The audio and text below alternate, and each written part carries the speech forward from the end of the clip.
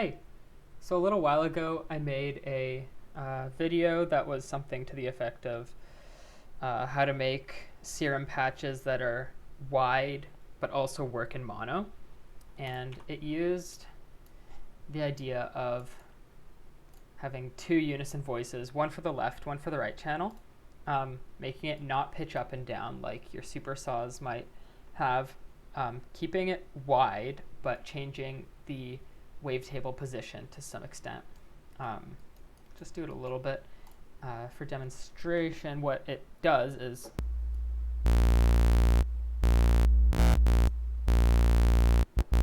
so right there's a difference between the left and right channel. If you're listening on speakers or anything that's not mono, you should have heard in the left channel the sine wave, and in the right channel the saw wave.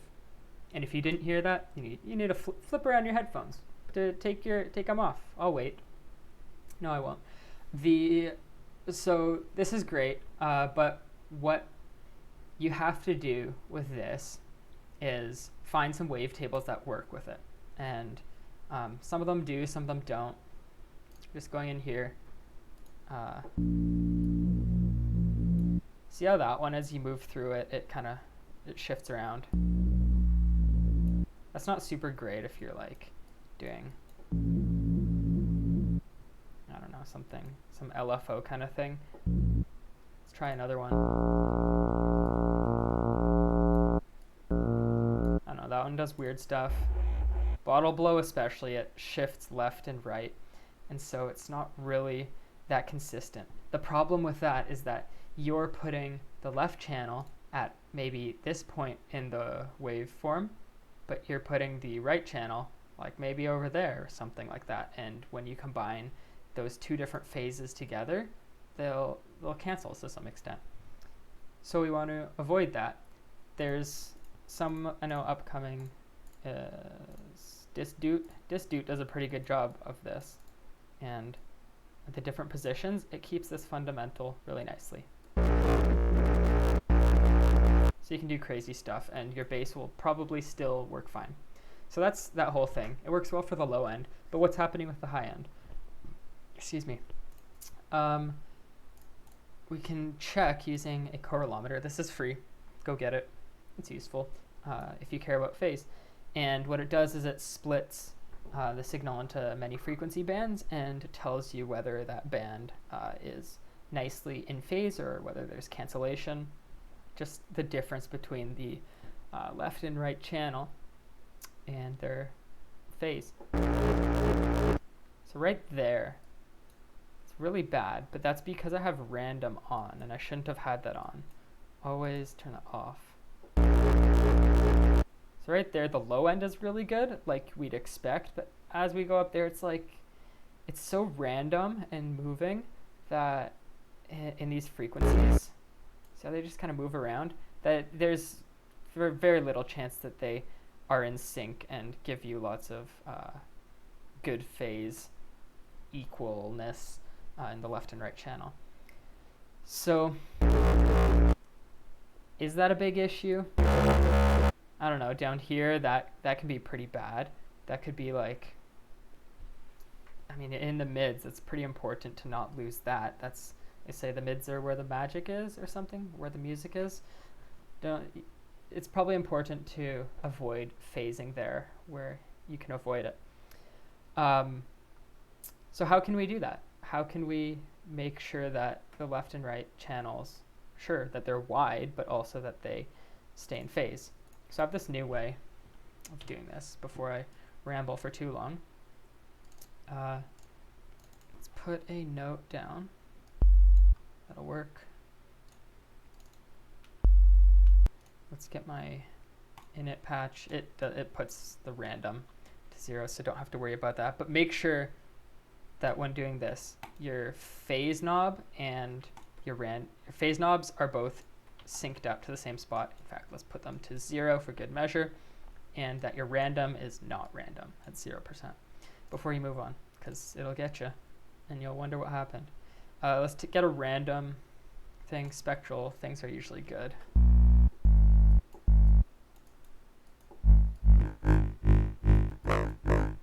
I don't really like that.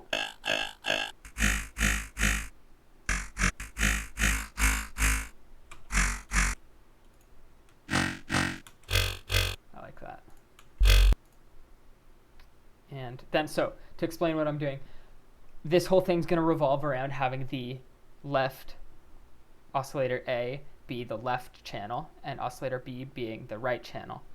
And so to do that, let's just already pan this one hard left, this one hard right.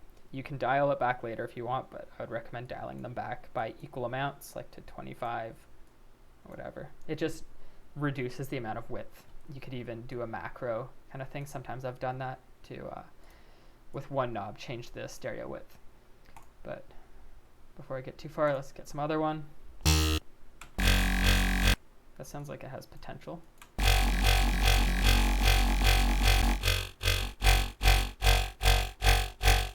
I like that. Those match together. They're nicely metallic. They're in the same world, but they're different enough that it's wide.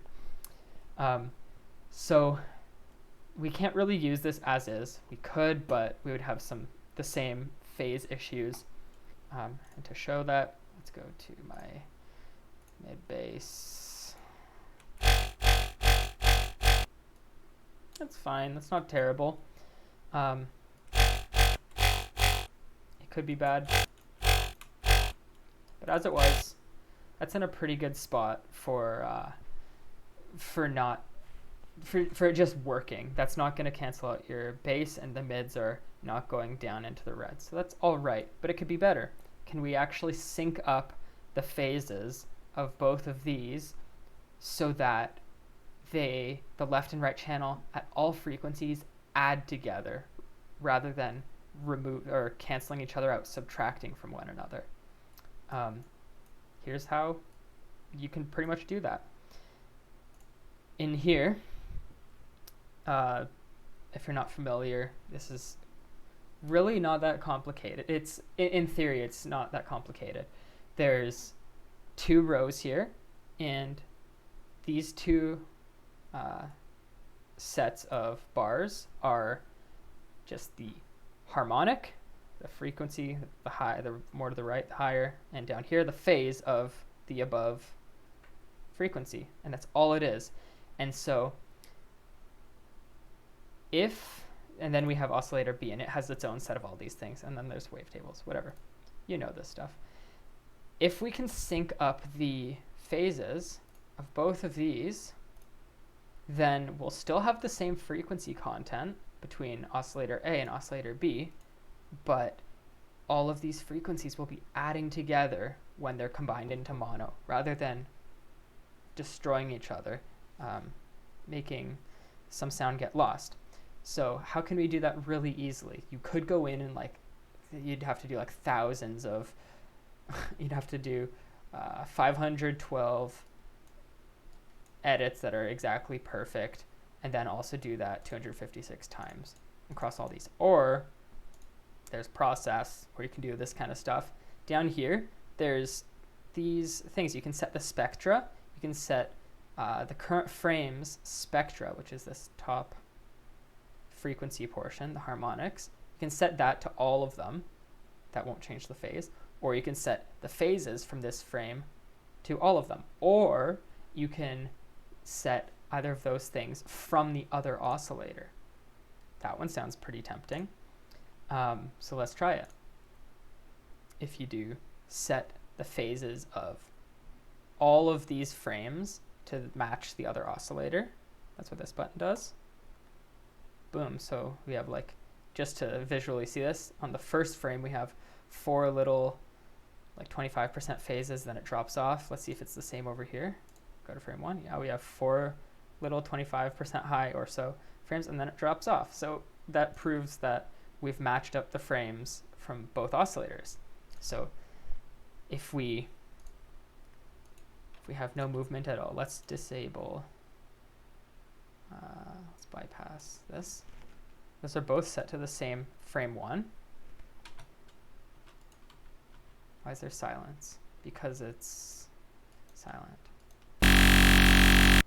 Look at that. That's very green if you ask me. That's really good. These 2 frames, they have quite different frequency content. If we flip between them, you see oscillator B has way more fundamental frequency than oscillator A. but the phases are identical, and so when they're combined together, they're going to all sum together. They're not going to destroy each other. And so let's hear what it sounds like. You know how normally when you have some wide sound and you twist that knob, or whatever the equivalent knob is in your DAW, it drops off in volume, it falls very low down there.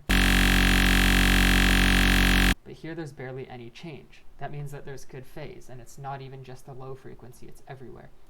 The problem with things so far is that it hasn't made the phases consistent across all the frames.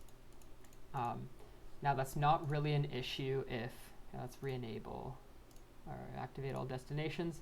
It's not really an issue if you have the LFOs moving the exact same amount, because then they're hitting each of these frames at the same time, assuming that there's the same number of frames if there's 256 in both, which I think there are. So what we want to do to fix this, if we really want to be careful about our phase, is between all frames, they should all have the exact same values for their phases. So how do we do that? Let's go take one of them. You can just pick some new ones. You can reset the wavetables to start from scratch if you want, and you can do set spectra this frame to all that we already saw. So it'll set the current frame that we're on. Let's pick one. It doesn't really matter. Well, it kind of does, but don't worry about that. So set this. I did it wrong. Sorry. I'm not going to redo the video or cut or anything. Just take this one. I pressed spectra. Watch out. Click phases. You want to set the phases from this frame to all of the frames. So now you see as we go through, the frequency spectra is changing, but the phase is always the same. So now that it's consistent across all the frames on oscillator A, let's go over to oscillator B and grab those phases. So set phases from other os. There we go. And then that applies to all of these. So now we have the exact same phases on all the frames on both oscillators. Everything is as it should be. And now, in theory, when we look at the correlometer and we play around with the wavetable position, modulate it different amounts on different positions, it should always just sum nicely in mono. So let's see what happens.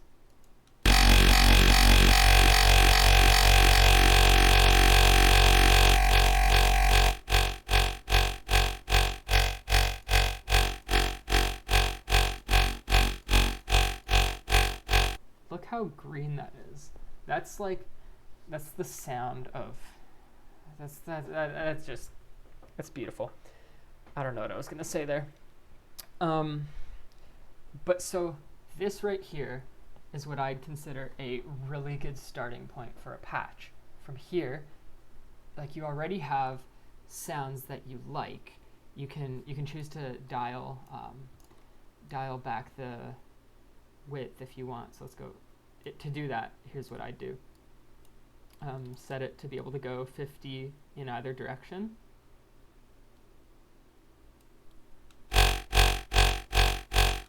So then you have this macro, call it width. Oh, that's wrong. Width. And then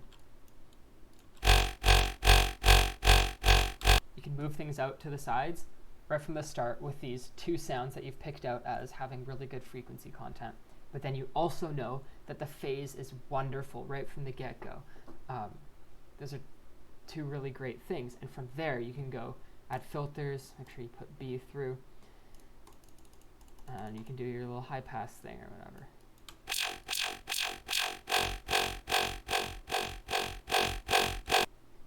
And then you can move on to your effects if you're all done with over there, and you can add some dimension. Like, you're already perfectly in phase, so like if you want some more width,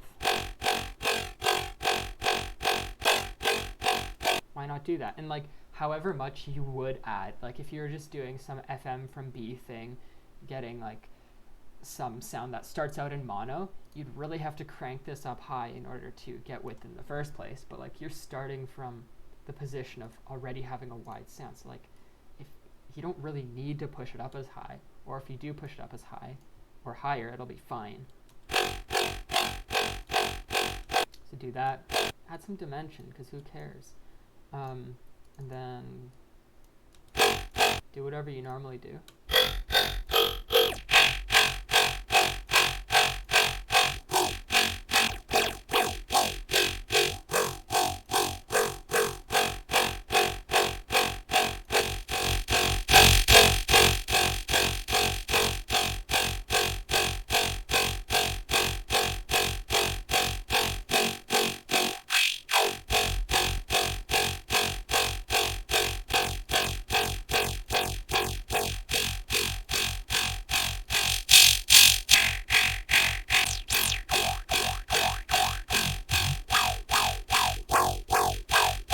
Whatever Virtual Riot told you to do. That's what I do.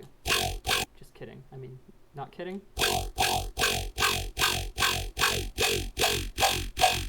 like that. There you go. Put on a chorus.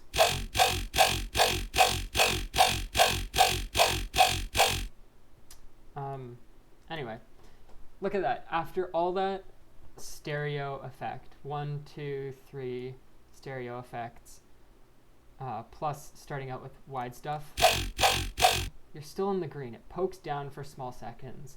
If you see it's an issue, figure out where it's coming from. It's probably the dimension. And dial it back. But this is just, I would say, so much of a superior way to get width that's mono-compatible. Because you just know if the phases are set to be, right from the oscillator, to be in sync, that they're going to be in sync. Just make sure that your randomization's right, that your phase is right, and you're good. This is probably a long video. That's it. I hope this was helpful. I hope it wasn't confusing. And bye.